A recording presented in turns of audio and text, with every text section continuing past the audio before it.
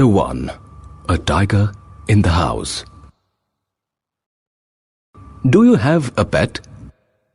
Can you name any 5 animals that can be kept as pets? Would you like to have a cub as your pet? This story is about a man who tamed a tiger. Let's read and enjoy. Timothy, the tiger cub, was discovered by grandfather on a hunting expedition in the Tarai jungle near Dehra. Grandfather was no shikari, but as he knew the forests of the Shivalik hills better than most people did, he was persuaded to accompany the party. It consisted of several very important persons from Delhi to advise on the terrain and the direction the beaters should take once a tiger had been spotted. The camp itself was sumptuous. 7 large tents, one for each shikari, a dining tent, and a number of servants' tents. The dinner was very good, as grandfather admitted afterwards. It was not often that one saw hot water plates, finger glasses, and 7 or 8 courses in a tent in the jungle. But that was how things were done in the days of the viceroys. There were also some 15 elephants, 4 of them with horas for the shikaris, and the others specially trained for taking part in the beat. The sportsmen never saw a tiger, nor did they shoot anything else, though they saw a number of deer, peacocks, and wild boar. They were giving up all hope of finding a tiger, and were beginning to shoot at jackals, when grandfather, strolling down the forest path at some distance from the rest of the party, discovered a little tiger about 18 inches long, hiding among the intricate roots of banyan tree. Grandfather picked him up and brought him home after the camp had broken up. He had the distinction of being the only member of the party to have bagged any game, dead or live. At first, the tiger cub, who was named Timothy by grandmother, was brought up entirely on milk given to him in a feeding bottle by our cook, Mahmood. But the milk proved too rich for him, and he was put on a diet of raw mutton and cod liver oil, to be followed later by a more tempting diet of pigeons and rabbits. Timothy was provided with 2 companions, Toto the monkey, who was bold enough to pull the young tiger by the tail, and then climb up the curtains if Timothy lost his temper, and a small mongrel puppy, found on the road by grandfather. At first, Timothy appeared to be quite afraid of the puppy, and darted back with a spring if it came too near. He would make absurd dashes at it with his large forepaws, and then retreat to a ridiculous safe distance.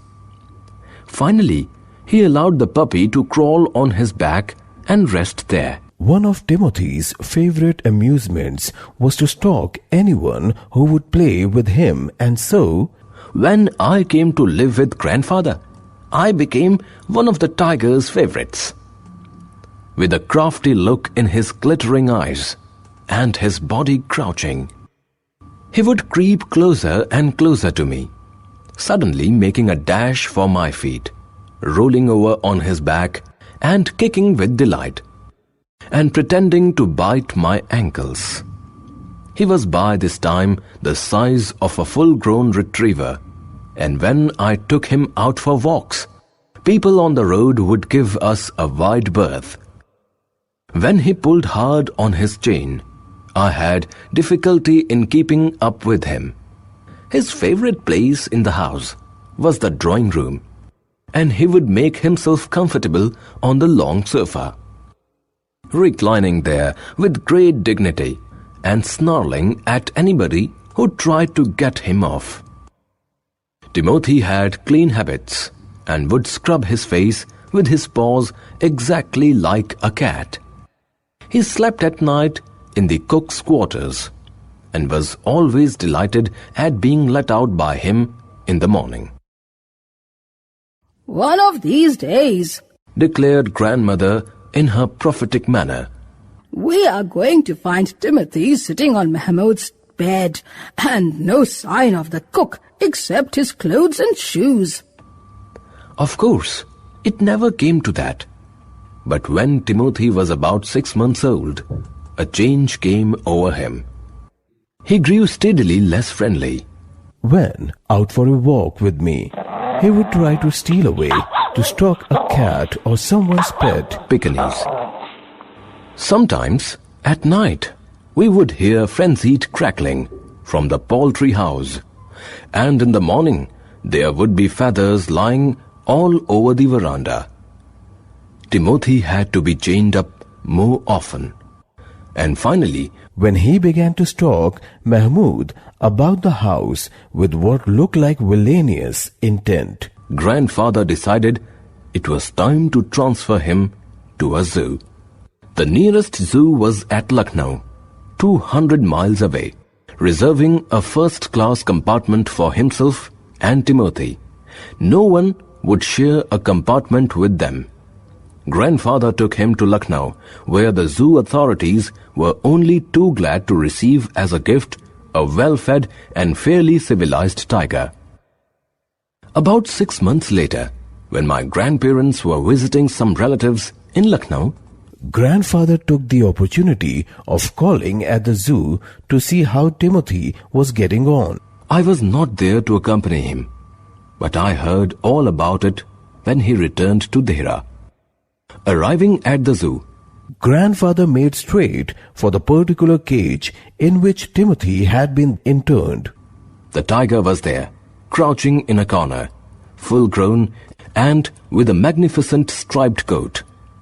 "Hello, Timothy," said grandfather, and climbing the railing with ease, he put his arm through the bars of the cage. The tiger approached the bars and allowed grandfather to put both hands around his head. Grandfather stroked the tiger's forehead and tickled his ear, and, when he growled, smacked him across the mouth, which was his old way of keeping him quiet. He licked grandfather's hand and only sprang away when a leopard in the next cage snarled at him.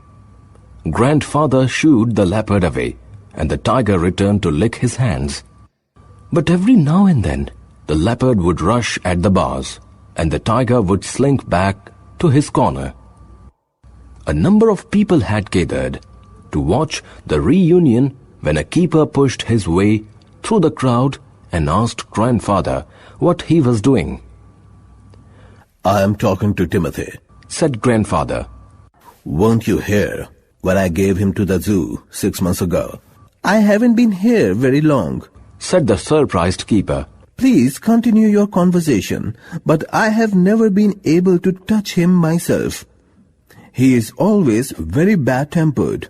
Why don't you put him somewhere else?" suggested grandfather. "That leopard keeps frightening him. I'll go and see the superintendent about it." Grandfather went in search of the superintendent of the zoo, but found that he had gone home early, and so, after wandering about the zoo for a little while, he returned to Timothy's cage to say goodbye. It was beginning to get dark. He had been stroking and slapping Timothy for about 5 minutes when he found another keeper observing him with some alarm. Grandfather recognized him as the keeper who had been there when Timothy had first come to the zoo. "You remember me," said grandfather. "Now why don't you transfer Timothy to another cage, away from this stupid leopard?" "But sir," stammered the keeper. "it is not your tiger." I know, said grandfather testily. "I realize he is no longer mine, but you might at least take a suggestion or two from me." "I remember your tiger very well," said the keeper. "He died 2 months ago." "Died?" exclaimed grandfather. "Yes, sir. of pneumonia. This tiger was trapped in the hills only last month, and he is very dangerous. Grandfather could think of nothing to say. The tiger was still licking his arm. With increasing relish, Grandfather took what seemed to him an age to withdraw his hand from the cage. With his face near the tiger's, he mumbled, "Good night, Timothy," and giving the keeper a scornful look, walked briskly out of the zoo.